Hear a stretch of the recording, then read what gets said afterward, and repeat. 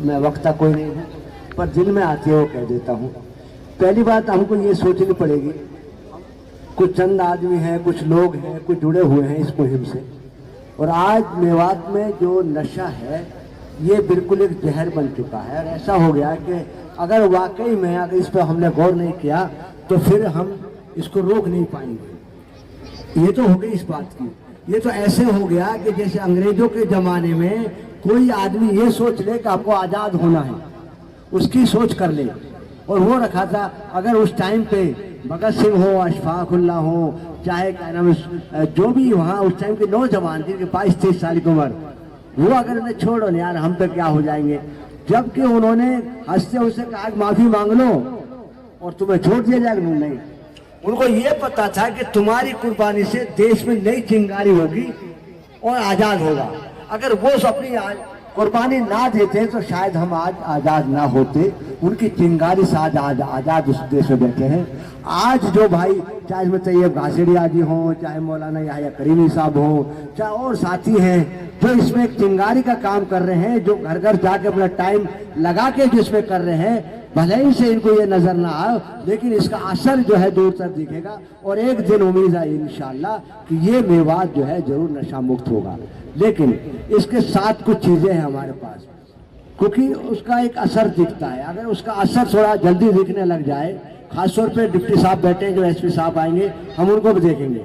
हम क्या है कि एक अभी 4-5 दिन पहले एक नुहू पुलिस का एक फेसबुक है जिसको क्या नाम PRO जो चलाते हैं, जिला का पब्लिक रिलेशन ऑफिसर हैं, वो चलाते हैं। उसने नशे के खिलाफ एक अखबार की कटिंग डाली, तो उसमें एक जहाने नाम का एक लड़का है, उसके लिखा है कि भाई ये क्या चल रहे हो, तुम्हारी CIA पुलिस अभी 2 घंटा पहले फलाने गांव में आई और 1 लाख पकड़ के लेके 1 लाख रुपए में छोड़ दिया।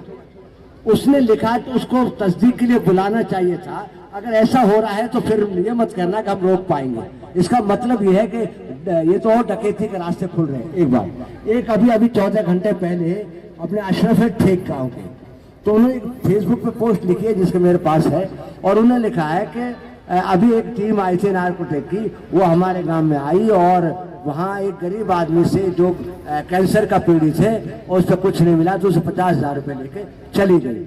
अगर इस तरीके से उसने भी डाली है और टैग किया है नुहू पुलिस को और SP साहब को टैग किया है, अगर ऐसी चीजें सामने आती है फौरन, जब तक पुलिस जो है चील की तरह ऐसे लोगों पे नहीं झपटेगी, अगर ऐसा कोई गलत काम कर रहे हैं तो फिर मुश्किल है हमारा।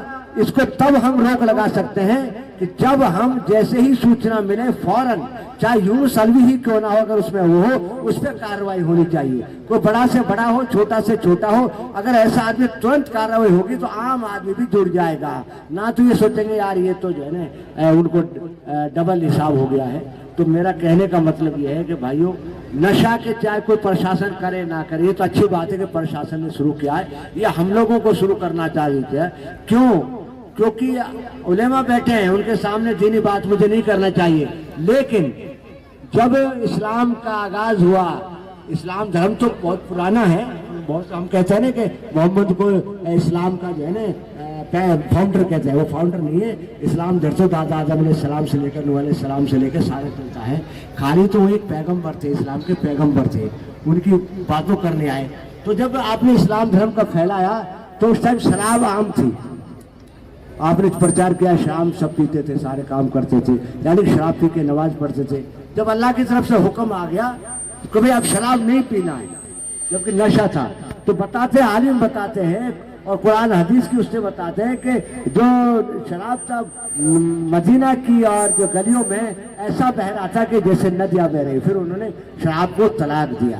तो यानी कि शराब सब बुराइयों की जड़ है। इसलिए हम ये चाहते हैं कि हाथ जोड़े से भाई, अगर अपनी नस्लों को बचाना है कुछ कठोर कदम हमको उठाने पड़ेंगे। पहला आज से 40 साल पहले पे कम से कम आना तो चाहिए। हम मेवात को 100 साल पुराने पे, कम से कम 40 साल पुराने मेवात पे आ जाओ, 40 पे, जिसमें ये था अगर बच्चे कंचे खेलते थे, बैठे बैठे ताश खेलते थे, अगर गांव का कोई उलेमा, कोई इमाम, कोई बुजुर्ग, कोई सरपंच उस गली से निकलता था तो बच्चे कंचियों को पीछे दुबका लेते थे, बैठ जाते थे। अगर कोई गलती करता था किसी दूसरे मोहल्ले का बच्चा, उसमें थप्पड़ मार देता था। जब अपने बाप से शिकायत करता तो क्यों मारा, किसने मारा, फिर बाप उसको 2 और मारता था। बच्चे को हौसला नहीं मिलता था, बल्कि दबता था। आज अगर हम किसी बच्चे के बारे में कहें तो माँ बाप लठ लेके आ जाते हैं। इसलिए हमको पिछले 40 साल पुराने दौर पर जाना पड़ेगा। हमको बच्चों को धमकाना पड़ेगा। ये ना सोचे कि मेरे बात से की है। जब तक हम बच्चों को धमकाएंगे नहीं, पार्टीबाजी से उठेंगे नहीं, इस काम पे रोक लगाना नामुमकिन है। बस मैं तो ये दुआ करता हूँ। इसमें बड़ी खुशी की बात है, राजनेता, आलिम, प्रशासन सब लोग आपके साथ जुड़े और हम भी आप प्रशासन, प्रेस भी आप लोगों के साथ है। इंशाल्लाह उम्मीद है कि इसको जल्दी हम काबू कर पाएंगे। शुक्रिया। भरोसे का YouTube चैनल और सच्ची खबरें देखने के लिए हमारे खबर हक टीवी को सब्सक्राइब, लाइक और शेयर जरूर करें। और हाँ, सबसे पहले खबरें पाने के लिए बेल आइकन दबाना बिल्कुल भी ना भूलें।